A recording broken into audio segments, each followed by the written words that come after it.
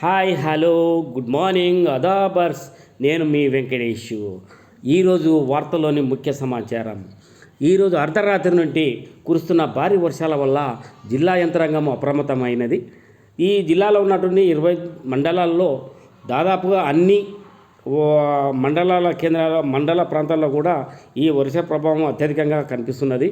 అక్కడక్కడ వాగులు వంకలు ఉధృతంగా పారుతూ రవాణాకు కూడా అంతరాయంగా కనిపిస్తున్నది. కాబట్టి ప్రజలు కూడా అప్రమత్తంగా ఉండాలని జిల్లా కలెక్టర్ గారు సూచించారు. రానున్న 24 గంటల్లో కూడా అత్యధికంగా భారీ వర్షాలు ఉండడం చేత వాతావరణం కూడా ప్రజలు అప్రమత్తంగా ఉండాలని సూచించారు. అక్కడక్కడ కొన్ని పాఠశాలలకు వాటర్ పోయి శిథిలావస్థ ఉన్నాయి, కూలిపోవడానికి కూడా ఉన్నాయి. కొన్ని ఇండ్లు కూడా ధ్వంసమయ్యి వర్షానికి మొత్తం రోడ్డు పాలైనటువంటి పరిస్థితి కూడా కనిపిస్తున్నది. కాబట్టి ముందు జాగ్రత్తగా ఉండి ప్రజలు అప్రమత్తంగా తమ యొక్క ఆస్తులను విలువైన ప్రాణాలను కూడా కాపాడుకోవాలని జిల్లా యంత్రాంగం సూచిస్తుంది.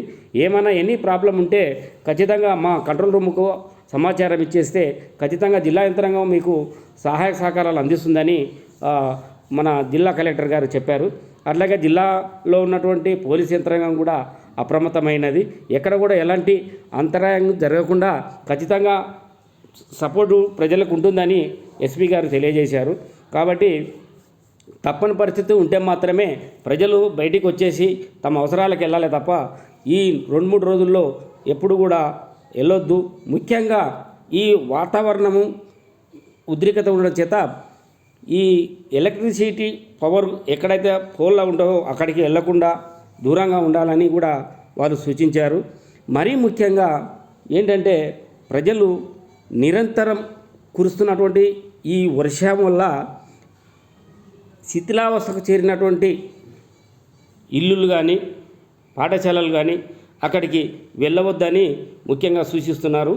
కాబట్టి ప్రజలు ఈ వర్షము ప్రభావంతో అప్రమత్తమై సేఫ్ ప్లేస్లకు ఉండాలని సూచించారు. Thank you. నేను మీ Venkatesh. Good morning to all. Thank you.